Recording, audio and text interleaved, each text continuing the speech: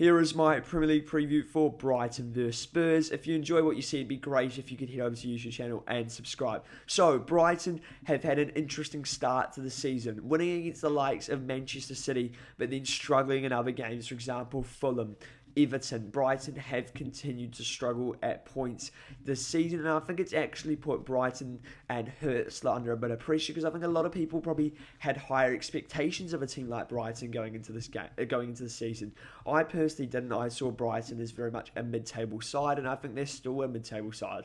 For every great player like Carlos Baleba and Matoma, they still have weaknesses in that squad, which I think Spurs can exploit. Spurs have started very impressively this season, only losing to Bournemouth, but it is Spurs, and it's so hard to judge Spurs, and I still think even under Thomas Frank, even though there's still a lot more solidity than Ange Postecoglou, it's still very hard to judge. Will Brighton be, or will Spurs be at their best, or will they continue to sort of struggle in these sort of games which they have struggled in the past, because Ange Postecoglou lost to Brighton twice, and I actually think that's where we're going to see the theme.